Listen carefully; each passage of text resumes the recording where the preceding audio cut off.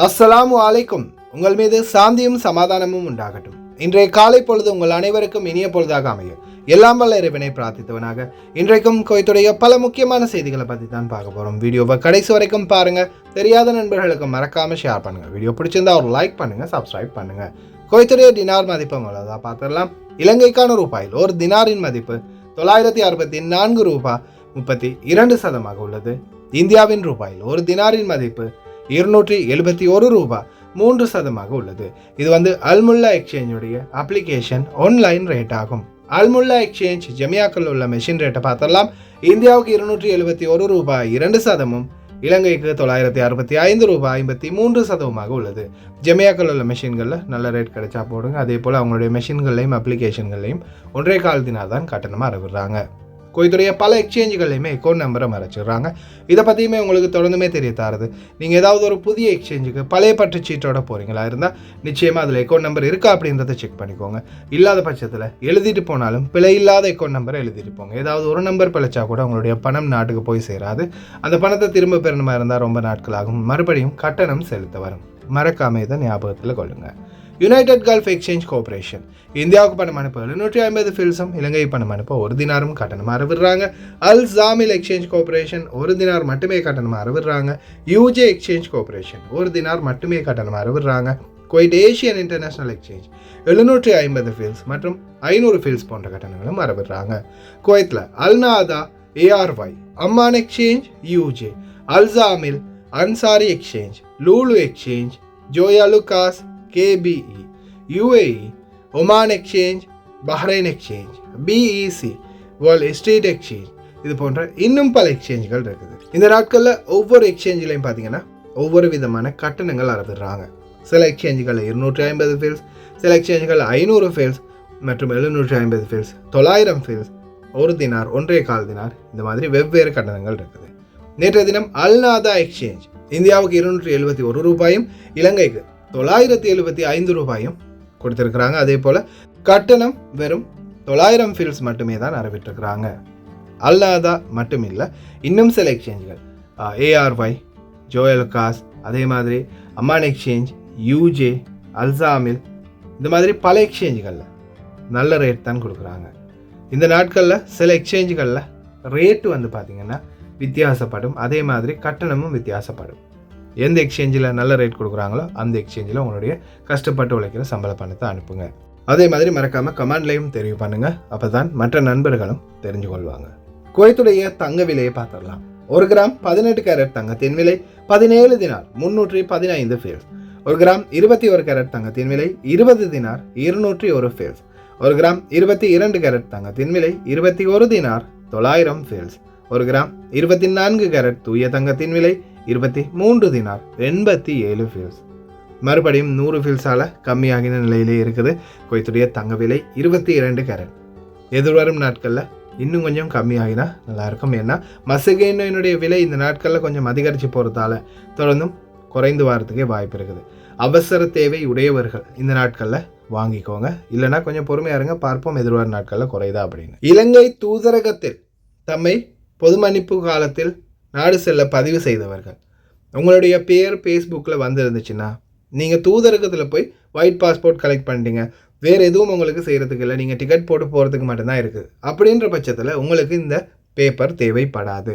அதே மாதிரி நீங்கள் தூதரகத்துலேருந்து ஒயிட் பாஸ்போர்ட்டை எடுத்துகிட்டு போய் ஃபாரின் மினிஸ்ட்ரியில் சீல் வச்சுட்டு அதுக்கப்புறமா ஜவசாத்துக்கு போய் ஜவசாத்தில் அதே பேப்பரை நீங்கள் பிரிண்ட் அவுட் எடுத்து 1 தினார் கொடுத்து அதிகாரிகள்கிட்ட ஒப்படைச்சு நீங்கள் அதில் சீல் வச்சு கொண்டீங்கன்னா, ஒருவேளை உங்கள்கிட்ட அந்த பேப்பர் இருந்தாலும் பிரச்சனை இல்லை. அதே மாதிரி அந்த பேப்பரை அதிகாரிகள்கிட்ட நீங்கள் ஒப்படைச்சிருந்தீங்கன்னாலும் பிரச்சனை இல்லை. உங்களுக்கு விமான நிலையத்தில் திருப்பி அனுப்ப மாட்டாங்க.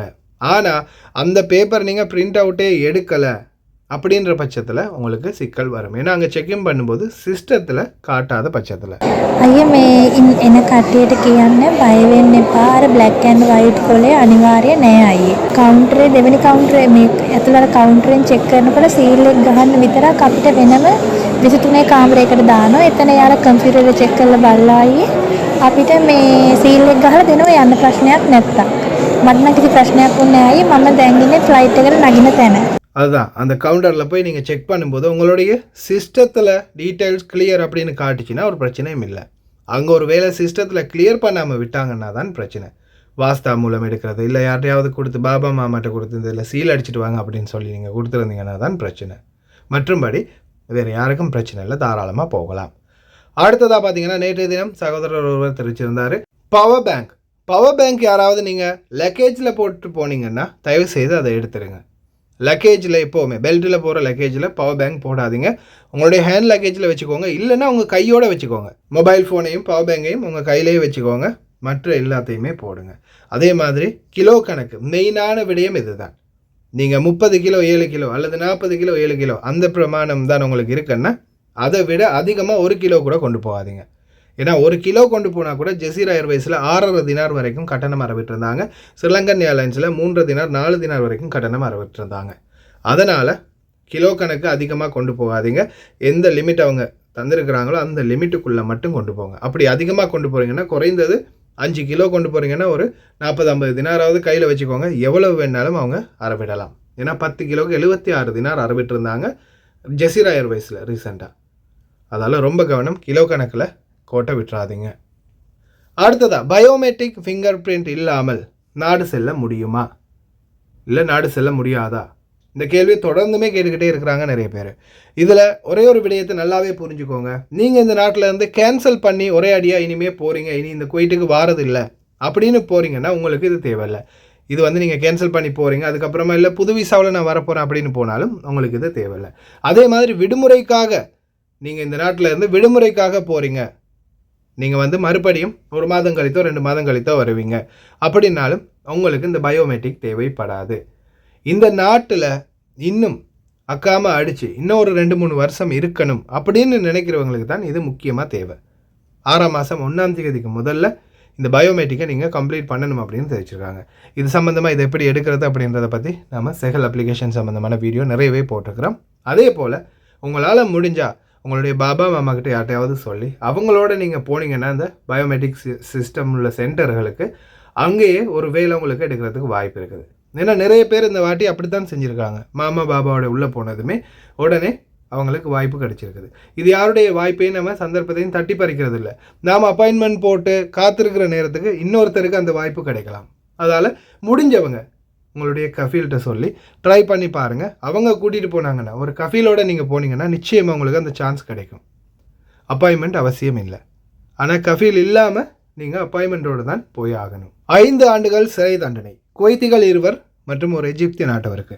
உயர்நிலை பள்ளி தேர்வுகளை வாட்ஸ்அப் குழுவில் கசிய விட்டதற்காக குற்றவியல் நீதிமன்றம் 2 குடிமக்கள் மற்றும் ஒரு எகிப்தியருக்கு 5 ஆண்டுகள் சிறை தண்டனை விதித்து தீர்ப்பளித்துள்ளது. நீங்கள் வேலை செய்யக்கூடிய இடத்துக்கு முடிஞ்ச வரைக்கும் கண்ணியமாக நடந்துக்கோங்க. ஆஃபீஸாக இருந்தாலும் சரி, ஏன் வீடாக இருந்தாலும் சரி, உங்கள் வீட்டில் உங்கள் பாபா மாமா இடையிலேயோ அல்லது உங்கள் வீட்டில் ஏதாவது ஒரு பிரச்சனை நடந்தாலோ அவங்களுடைய ஃபேமிலி வீட்டுக்கு போகும்போது மற்ற தொழிலாளர்களோடு அதை டிஸ்கஸ் பண்ணாதீங்க. அப்படி யாராவது உங்கள்கிட்ட சொல்லியிருந்தாலும் அதை உங்கள் மாமா பாபா கிட்ட சொல்ல போகாதீங்க. ஏன்னா இந்த மாதிரி பிரச்சனைகளால் நிறைய பேர் சொல்லாமல் கொள்ளாமல் டிக்கெட்டை போட்டு வீட்டை விட்டு அனுப்பியிருக்கிறாங்க. தயவுசெய்து கவனம். கற்பவர்களின் தனி உரிமையை பாதுகாக்குமாறு கல்வி அமைச்சு பள்ளிகளுக்கு அழைப்பு விடுக்கிறது. ஆசிரியர்களின் தனிப்பட்ட கணக்குகளில் கற்பவர்கள் தொடர்பான கிளிப்புகள், படங்கள் மற்றும் அனைத்தையும் படமெடுப்பதையும் அவர்களுடைய கணக்குகளில் வெளியிடுவதையும் தடை செய்துள்ளது. இந்த வழிமுறைகளை மீறும் எந்த ஒரு நபருக்கும் சட்டபூர்வமான பொறுப்பு கூறுதலுக்கு உட்படுத்தப்படுவார்கள். அதே போல் பாடசாலைகளில் மாணவர்களால் நடக்கக்கூடிய சில அசௌகரியங்களை நாங்கள் எப்படி சுட்டி காட்டுறது? மாணவர்களால் ஆசிரியர்களுக்கு நடக்கும் அநீதிகளுக்கு யார் பொறுப்பு கூறுவது? கல்வி அமைச்சின் இந்த தீர்மானத்துக்கு எதிராக ஆசிரியர்கள் குழு பேட்டி அளித்துள்ளது. ل10 سنين وسنين وأكثر حنا نمشي بدروب ندورة لين مليت مسكة التحضير والدفتر كلين يقوم علينا بالزيارة. يا عالمين الحال لمتى بصبر؟ وهرم التدريس تحول مسارة. كل ما بقينا استئذان أو شوية نتأخر حسرة علينا كنا نضطر اضرارة. قالوا يا أبلة لك استئذان بالشهر 4 مرات ومالش تكراره وغيابك يا أبلة ما يتصور لو كنتي طوال الليل من السهارة ما لك عذر وقد أعذر من أنذر لابد تدفعين دية وكفارة. هذه من ضمن معاناتي اللي قلتها وصغتها في 15 بيت، لكن اليوم قلت لك فقط يمكن 5 أبيات ما يجول في خاطري ما يجول في خاطري. فأنا معلمة قد عانيت من هالوزارة ل10 سنين وسنين وأكثر، حنا نمشي بدروب ندوره لين مليت مسكة التحضير والدفتر كلين يقوم علينا بالزيارة. يا عالمين الحال اللي متى بصبر، وهرم التدريس تحول مسار. كل ما بقينا استئذان أو اليوم إن شاء الله متواجدين مع الزملاء في إصلاح التعليم، وعندنا كذا نقطة حابة أشارك فيها في النقاط اللي ممكن تساعد في إصلاح التعليم، أو أكيد راح تساعد في إصلاح التعليم. عندنا استمرار وزير التربية حتى وأن حل المجلس، يفترض أن نفصل السياسة عن التعليم. أيضا أنا كاتبة نقاط وايد فحابة أذكرها، أهمية وجود أيضا وزير تربوي متخصص. குவைத் தொழிலாளர்களே, இது மிகப்பெரிய ஒரு உதவி. நம்மளுக்கு ஆதரவாக இது நமக்கான குரல். வெளிநாட்டவர்களை இழிவுபடுத்துவதை நிறுத்துங்கள். ஒருவர் செய்யும் தவறுக்காக மொத்த சமூகத்தையும் குறை கூற வேண்டாம். அவர்களால் தான் நாம் இன்று நிம்மதியாக வாழ்கின்றோம். எங்களுடைய சமூக சேவைகள் குழுவில் இருக்கக்கூடிய முக்கியமான ஒரு நபர் டாக்டர் ஹமூத் ஜலாவி அவர்கள் சமூக ஊடகங்களுக்கு பேட்டி அளித்துள்ளார்.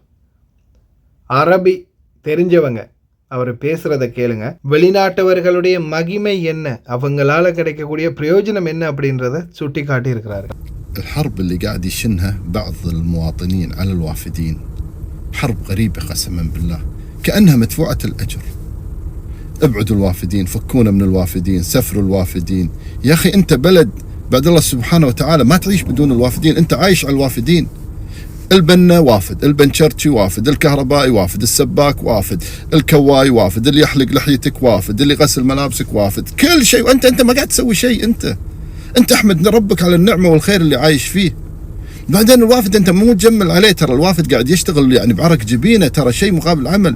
إذا ضحك عليك وافد واحد أو اثنين أو ثلاث اللي يخالفون القانون يعاقبون، احنا ضدهم كلنا. لكن تعمم الوافدين والوافدين أزعجون الوافدين. أنت بدون الوافدين ما تسوي شيء، أنت شغلتك أكل ونوم وشربة بس، ومتبطح تحت المكيف وتغرد ضدهم. يعني أنت لا فائدة ولا زايدة. أصلا الوطن لو يقارنون بينك وبين الوافد أنت اللي تهاجمهم، قسم بالله يختارون الوافد يتركونك. فأنت ليش يعني هالحرب؟ ليش تكره الناس فيك؟ يعني ليش تكره الناس بوطنك؟ يا أخي هذا الوافد هذا بالنهاية إنسان. أنت ترى تطلع من دوامك ترجع عيالك تلاقيهم، هذا يتغرب عن عياله سنة وسنتين وثلاث وعشر بعضهم، يعني ما يشوفهم. أنت لو يوم يومين ما تشوف عيالك تنجن، فاستغرب من هالهجوم عليهم. بعدين الوافد أهم منك أنت، خصوصا هذول النوعية اللي لا فائدة ولا زايدة اللي بس يهاجمون الوافدين. والله الوافد أهم منك بالوطن، على الأقل منه فائدة، أنت ما منك أي فائدة. فاحترم نفسك واحمد النعمة اللي أنت فيها واترك السالفة البايخة. அவர் கேட்ட ஒவ்வொரு கேள்வியும் இந்த வெளிநாட்டவர்களை இழிவுபடுத்துகிற, வெளிநாட்டவர்களை மட்டம் தட்டுற ஒவ்வொரு குவைத்தி குடிமகனுக்கும் சுளீர் என்று இருந்திருக்கும். ஏன்னா அவருடைய கேள்விகள் ஒவ்வொன்றும் கலம் அப்படின்னு தான் சொல்லணும். ஏன்னா அவர் என்ன சொல்கிறாருன்னு பார்த்தீங்கன்னா, இந்த நாட்டில் வெளிநாட்டவர்களால் தான் நம்ம நல்லபடியாக வாழ்ந்துக்கிட்டு இருக்கிறோம். நீங்கள் ஏசிக்குள்ளே உட்காந்து அழகாக தூங்கி குடும்பத்தோடு சந்தோஷமாக இருக்கிறீங்க. பணிப்பெண்கள்லேருந்து ஓட்டுநர்கள்லேருந்து வெளியில் பஞ்சர் போடுறதுலேருந்து பிளம்பர்லேருந்து எலக்ட்ரீஷியன்லேருந்து அனைத்து வேலைகளையுமே செய்கிறது வெளிநாட்டவர்கள். வெளிநாட்டவர்கள் இல்லைன்னா நம்மளுடைய நிலை என்னன்றதை சிந்திச்சு பாருங்க மக்களே. ஒருவர் இருவர் செய்யும் தவறுக்காக ஒட்டுமொத்த சமுதாயத்தையும் மட்டம் தட்டுவது மிகவும் தவறான ஒரு விடயம். உங்களுக்கு பாதகமான நபர்கள் யாராக இருந்தாலும் அவங்களுக்கு எதிரான சட்ட நடவடிக்கை எடுங்க. ஆனால் அவர்களை சார்ந்த சமுதாயத்தையும் மட்டம் தட்டி இழிவுபடுத்த வேண்டாம் என்பதை தெரிவித்திருக்கின்றார். அதே போல் வெளிநாட்டவர்களுடைய மகிமை என்னவென்பது இந்த நாட்டு மக்களுக்கு இன்றைக்கி புரியுதோ இல்லையோ, ஒரு நாள் புரியும் இல்லையா? ஏன்னா எல்லாமே இன்றைக்கி வீட்டில் சமையல் பண்ணுறதுலேருந்து, துணி துவைக்கிறதுலேருந்து, குழந்தைகளை பார்த்துக்கிறதுலேருந்து, வெளியில் வண்டி கழுவுறதுலேருந்து, வண்டி ஓட்டுறதுலேருந்து, வீட்டு வேலைகளை பார்க்குறதுல இருந்து, வெளியில் ரோடு சுத்தம் பண்ணுறதுல இருந்து, ரோடு புனர் நிர்மாணம் பண்ணுறது, வீடு கட்டுறது, எலக்ட்ரீஷியன், பிளம்பர், வண்டி பஞ்சர் போனால் பஞ்சர் போடுறதுலேருந்து அனைத்து வேலைகளையுமே செய்கிறது வெளிநாட்டவர்கள். இந்த வெளிநாட்டவர்களே இல்லாத குவைட் எப்படி இருக்கும்? உங்களுடைய கருத்துக்களையும் மறக்காமல் கமெண்டில் பதிவு பண்ணுங்கள்.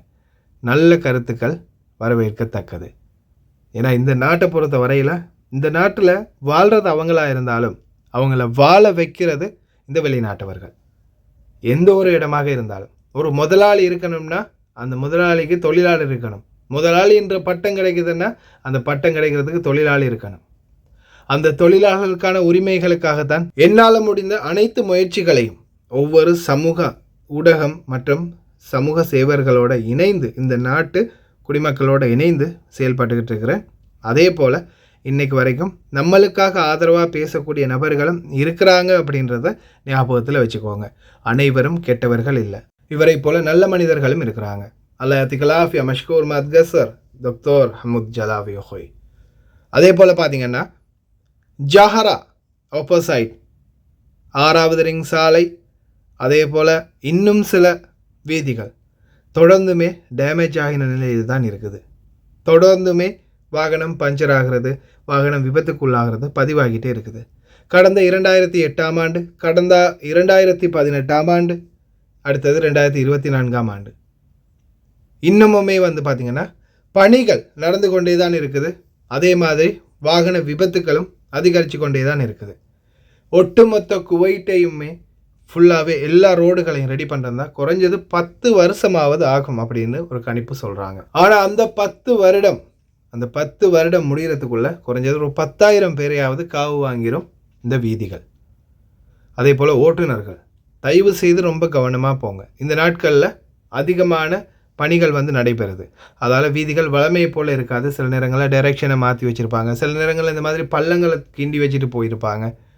சில வீதிகளில் பள்ளங்கள் ரொம்ப அதிகமாகவே பெருசாகி இருக்கும். அதனால் தயவு செய்து ரொம்ப கவனம். ஏன்னா இன்றைக்கு வரைக்கும் வாகன விபத்துக்களில் அதிகமான விபத்துக்களுக்கு காரணமே இந்த வீதிகள் இருக்கக்கூடிய நிலை தான். அதே மாதிரி எத்தனையோ அப்பாவி தொழிலாளர்கள் இன்னைக்கு வரைக்கும் அவங்களுடைய சம்பள பணத்தை இழந்துக்கிட்டே இருக்கிறாங்க. இந்த வீதிகளில் சில டேமேஜ்கள் இருக்கிறதால, அவங்களுடைய வாகனம் உடைந்து போகிறதால. சில வீதிகளில் புனர் நிர்மாண பணிகள் ஆரம்பிச்சிருக்கிறாங்க. அரசாங்கம் இல்லை, புஜர்ரா அவர்கள். தொடர்ந்துமே புஜர்ரா பற்றி தெரிவிப்போம். விமான நிலைய வீதிகள் அதிரடி புனர் நிர்மாணம். المطار من مكة لجسر المطار على طول بلشنا شغل. الحين سكرنا شارع المطار. يعني وزارة الداخلية مشكورين. يعني وزارة الأشغال بالتعاون معنا، بالتعاون مع الشركات الخاصة يبو جولف والأمانة. قاعد نسكر الشارع عشان عندنا مرحلة الصبغ. الحين بوريكم الصبغ بالكامل. بلشنا مرحلة الصبغ الحين اللي هم صبغ الصبات. قاعد تشوفون قاعد نردها وكالة. أول شيء مساح يعطيهم العافية شركة إيبو قاعد يمسحون، والحين الصبغ عشان نرده وكالة. دعواتكم لنا. وهذه شركة الهندال وعبد الله الهندال. شوفوا عبد المحسن الهندال قاعدين يحطون الأساس. بعدين المرحلة الثانية إن شاء الله اللي هي الصبغ. يعطيكم العافية الهندال، شركة الأمانة وشركة إيبو قاعد يسكرون هناك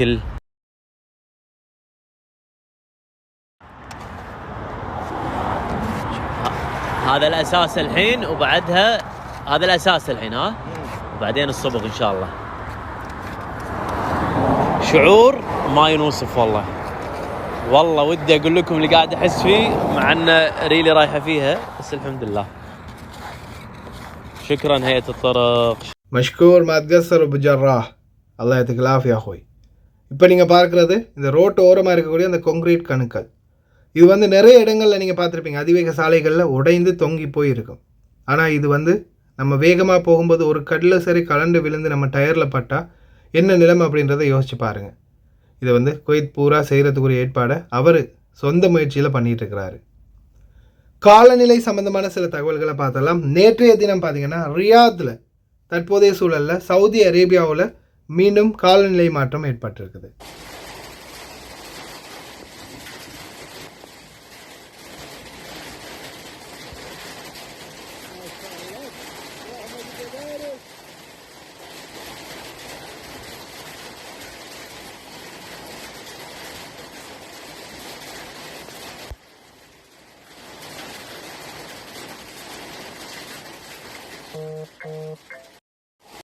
அதே மாதிரி தூசியுடன் கூடிய காற்று மறுபடியும் அதிகரிக்குது. காற்றுனாலும் ரொம்ப அதிகமான சூறாவளி போன்ற சுழல் காற்று வீச ஆரம்பிச்சிருக்குது.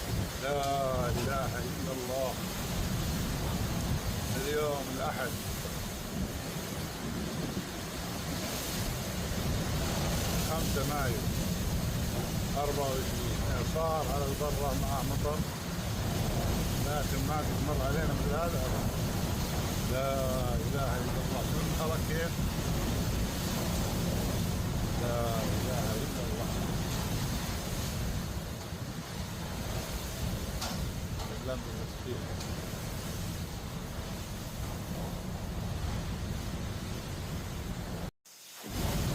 குவைத்திலையும் பார்த்தீங்கன்னா நேற்றைய முன்தினத்திலிருந்து காற்று ஒரு அளவு காற்று வீசிக்கிட்டே இருக்குது. அதே மாதிரி குடியிருப்பு பகுதிகள் மந்தக்காக்களுக்குள்ளே பார்த்தீங்கன்னா காற்றுடைய வீரியம் கொஞ்சம் தாக்கமாக தான் இருக்குது. குப்பைகளை கூட இழுத்து வீசக்கூடிய அளவுக்கு காற்று இருக்குது. அதே போல் பாலைவன பகுதிகள் திறந்த வெளிகளில் இன்னும் அதிகமான காற்றுடைய வேகம் இருக்கக்கூடும். உம்முல் ஹைமான், வஃபரா, சுலைபியா, 7வது ரிங் சாலை, அப்தலி, சால்மி நோக்கி சொல்லக்கூடிய பாதை, நுவைசீப் சொல்லக்கூடிய பாதை, இந்த பக்கம் போகக்கூடியவங்க தயவு செய்து ரொம்ப கவனம். இயற்கை நம்மளுக்கு பாதகமாக இருந்தாலும் சில விலங்குகளுக்கு அது எவ்வளோ சாதகமாக இருக்குன்னு பாருங்கள்.